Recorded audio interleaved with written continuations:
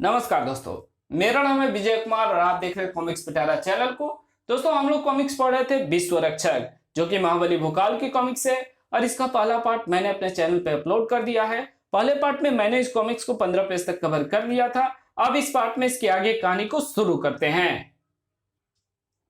शीघ्र ही अपनी शैतानी शक्तियों के साथ शैतान सिंह धरणीधर की राह में दीवार बनकर खड़ा था। बस धरणीधर, विश्व विजय का तेरा अभियान शैतान सिंह के समक्ष आकर समाप्त हो जाता है, इसलिए अपने कदमों को रोक ले, क्योंकि मेरी शैतानी शक्तियां तेरी सांसों को रोकने तेरे पास ही आ रही है। तूने अपनी शैतानी शक्तियां हमारी तरफ छोड़ तो दी शैतान, परंतु इनमें से एक भी हम तक पहुंच पाए उससे पहले ही हम सभी को नरक में पहुंचा देंगे। आ! अपने प्राणों का शत्रु मत बन शैतान सिंह, व्यर्थ ही हमें रक्तपात करने के लिए विवश मत कर, स्वीकार कर ले हमारी अधीनता। मेरी छोटी छोटी शक्तियों को हराकर इतनी बड़ी बड़ी बातें मत कर धरणीधर, क्योंकि मेरे पास मौजूद है ऐसी बड़ी बड़ी काली शक्तियां जो तुझ जैसे को समीक्षा ही निगल जाए। ओह! विद्युत की तेजी से झपटकर धरणीधर को जकड़ लिया उस शक्ति ने और एक क्षण में ही उसे पूरा का पूरा निगल गई। बड़ा आया था शैतान सिंह की शैतानी शक्तियों से टकराने वाला, कुछ क्षण भी शैतानी शक्तियों के समक्ष नहीं ठहर पाया। अरे, अचानक हलक में ही घुट कर रह गए शैतान सिंह के ठहाके। फटी फटी आंखों में नृत्य करने लगा जमाने भर का आश्चर्य, क्योंकि उन आंखों को फटता दिखाई दे रहा था उस शैतानी शक्ति का पेट, और उससे बाहर आता दिखाई दे रहा था धरणीधर। ओह नहीं, अमृतपान करने वाले धरणीधर को पचा जाए ऐसी क्षमता ब्रह्मांड की किसी शक्ति में नहीं। तेरी शैतानी शक्तियों में इतनी शक्ति नहीं कि वे धरणीधर के हाथों स्वयं को और तुझे नष्ट होने से बचा ले। खचाक खचाक! आ! एक और शक्तिशाली राजा का अंत धरणीधर के हाथों हुआ था। एक और दिशा ने उसका आधिपत्य स्वीकार कर लिया था। 3/4 पृथ्वी को हमने अपने अभियान के सूत्र में पिरो लिया है। अब मात्र पूर्व दिशा के वे राज्य ही हमारी अधीनता से बचे हैं, जिनमें सबसे शक्तिशाली राज्य है वो विकास नगर, जिसका रक्षक है महाबली के नाम से पुकारा जाने वाला भोकाल। यह आप क्या कह रहे हैं सेनापति? मैंने जो कहा वो अक्षरशः सत्य है महाबली। संपूर्ण विश्व के शक्तिशाली राजा विकास नगर पर आक्रमण करने के लिए इधर ही बढ़ रहे हैं और उन सब का नेतृत्व कर रहा है धरणीधर। धरणीधर? ओह, ये धरणीधर तो वही है जो छल से हमें अचेत करके इंद्र का सिंहासन ले उड़ा था। हाँ महाबली, ये वही धरणीधर है जिसका एक ही लक्ष्य है पूरे विश्व को अपने अधीन करना। विकास नगर को विजय कर लेने के बाद उसका लक्ष्य पूरा भी हो जाएगा। जब तक भोकाल जीवित है तब तक उसकी कर्मभूमि विकास नगर तो क्या, उसके धूल पर भी विजय नहीं पा सकता है। धरणीधर, तुम भी मानवता की रक्षा के पक्षधर हो भोकाल, इसलिए तुम्हें हमारी बात आसानी से समझ में आ जाएगी। परमपिता ब्रह्मा की जिस पृथ्वी को अपने स्वार्थ के लिए मनुष्य ने लाखों टुकड़ों में बांट दिया है, हम उसे एक सूत्र में बांधने निकले हैं। हम संपूर्ण विश्व को पहले जैसा ही एक बनाना चाहते हैं, जिसमें ना तो कोई राजा था और ना कोई प्रजा। अगर कोई था तो मात्र विश्व रक्षक यानी हम। उस समय मात्र हम ही अपने महल में बैठकर संपूर्ण विश्व की व्यवस्था देखते थे। परमपिता ब्रह्मा ने हमें एक कार्य सौंपा था, इसलिए हम आज भी इसे उसी ढंग से जारी रखना चाहते हैं। मैं मानता हूं तुम्हारा उद्देश्य पवित्र है धरणीधर, परंतु आज के परिवेश में यह कतई संभव नहीं है कि कोई एक व्यक्ति संपूर्ण विश्व को संचालित करे। आज के युग में विश्व के अलग अलग क्षेत्र के निवासी अलग अलग परिवेश, भाषा और संस्कृति के साथ साथ जीवन यापन कर रहे हैं। सभी की आवश्यकताओं और इच्छाओं को एक ही व्यक्ति के लिए समझ पाना अत्यंत दुष्कर कार्य है। इसलिए मानव जीवन को सुचारू रूप से चलाने के लिए उन पर अलग अलग शासकों का शासन होना अत्यंत आवश्यक है। तुम्हारा उद्देश्य आज के परिवेश के अनुकूल नहीं। धरणीधर, तुम्हारा उद्देश्य आज के परिवेश के अनुकूल नहीं धरणीधर, इसलिए उचित यही रहेगा कि तुम उसे त्याग कर पृथ्वी को रक्त के सागर में डुबोने से बचाओ। भूकाल की बात समाप्त होने के साथ ही क्रोध से मेघों की तरह गरज उठा धरणीधर। धरणीधर ने तेरे समक्ष अपनी बात तुझसे सुझाव मांगने के लिए नहीं अपितु इसलिए रखी थी। अगर तू वो बात मान जाता तो तू मात्र स्वयं को ही नहीं, समस्त विकासनगर को धरणीधर के हाथों से नष्ट होने से बचा सकता है। ऐसा नहीं होगा धरणीधर, क्योंकि इतिहास गवाह है, विकासनगर को नष्ट करने का स्वप्न जिसने भी देखा है वो नष्ट हो गया है।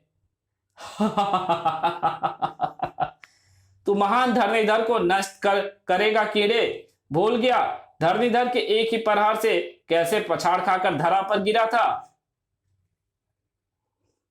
छल का प्रयोग कर किसी को अचेत करना अगर महानता है तो तुम सचमुच महान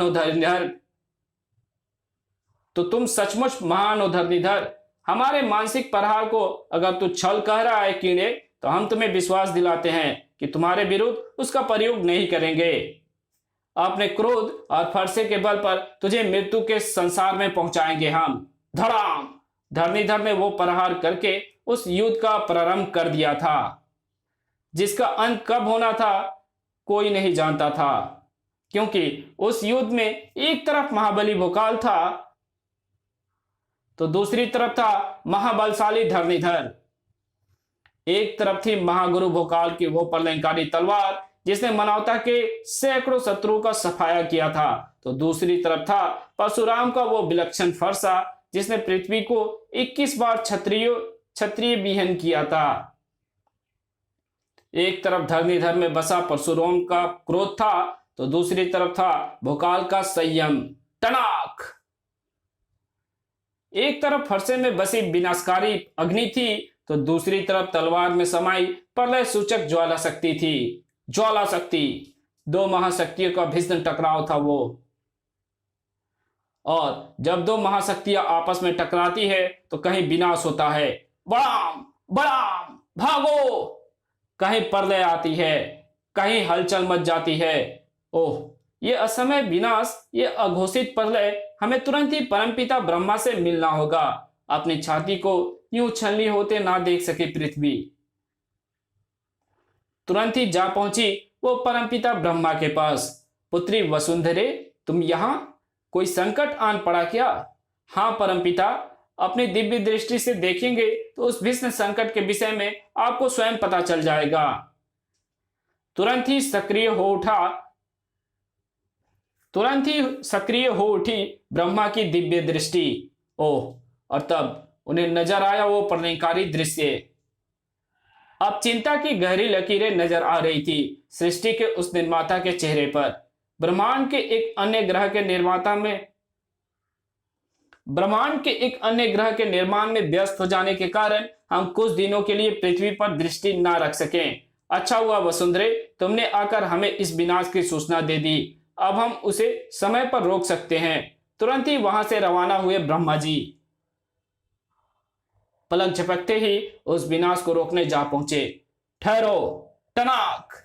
एक साथ ही दोनों के हाथ रुके, एक साथ ही दोनों आवाज की दिशा में पलटे और परमपिता ब्रह्मा जी, एक साथ ही दोनों चकित रह गए। लेकिन अपना अस्त्र एक तरफ फेंककर सबसे पहले ब्रह्मा के चरणों में झुका धरणीधर। अपने प्रथम पुत्र का प्रणाम स्वीकार कीजिए परमपिता। अरे, आपने अपने चरणों को पीछे क्यों हटा लिया परमपिता?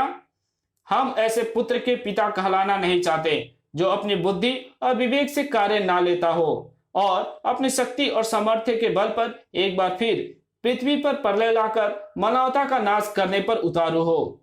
क्षमा करें परमपिता, हम समझे नहीं आप क्या कहना चाहते हैं। हमने तुम्हें जो कार्य सौंपा था उससे तुम एक बार पहले ही भटक गए थे धरणीधर। अमृत का रहस्य ही रहे, इसलिए हम पृथ्वी पर प्रलय लाकर सृष्टि को नष्ट करने के लिए विवश हो गए थे। परंतु आज जो प्रलय आने वाली थी वो तुम्हारे घमंड और अविवेक के कारण आती। अगर परशुराम के फरसे एवं महागुरु भोकाल की तलवार के टकराव को हम आकर ना रोकते तो एक बार फिर तुम्हारे कारण सृष्टि का नाश हो ही गया था। हमारा प्रथम पुत्र विश्व रक्षक के स्थान पर विश्व विनाशक बन ही गया था। ओह! दूसरे क्षण बच्चों की भांति बिलख पड़ा वो महाबलशाली। क्षमा परमपिता, क्षमा। क्षमा हमसे नहीं, उस महाबली से मांगो धरनीधर, जिसने तुम्हें रोककर एक बहुत बड़े पाप का भागीदार बनने से बचाया। क्षमा महाबली भोकाल, क्षमा। हमारी आंखें खुल चुकी है। अब हम समझ चुके हैं कि सच्चे विश्व रक्षक हम नहीं तुम हो। हमें क्षमा कर दो महाबली। आंसू बहाता भोकाल के कदमों में गिरने को जो बढ़ा धरनीधर, तो रास्ते में ही भोकाल ने उसे थाम लिया। आप परमपिता के प्रथम पुत्र हैं महानुभाव। मेरे चरणों को छूकर मुझे पाप का भागीदार मत बनाइए।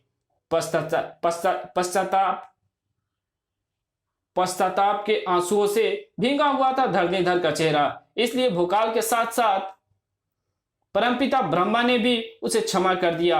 अब तुम्हारा यहाँ रहना उचित नहीं धरनीधर। ब्रह्मांड के एक अन्य ग्रह पर सृष्टि के विकास के लिए तुम्हारी आवश्यकता है। इसलिए परशुराम के क्रोध और फरसे को उनको वापस कर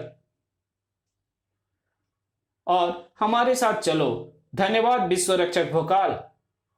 इसी के साथ ये कहानी यहीं खत्म होती है। मिलेंगे एक और नई कॉमिक्स में, तब तक के लिए बाय। अगर ये वीडियो आपको अच्छी लगे तो इस वीडियो को लाइक कर देना। चैनल पर नए हो तो चैनल को सब्सक्राइब कर बेल आइकन को जरूर प्रेस कर देना। ओके, और इस वीडियो की जहां जरूरत हो वहां पे इसको शेयर जरूर कर देना। ओके, और एक अच्छा सा कमेंट भी कर देना।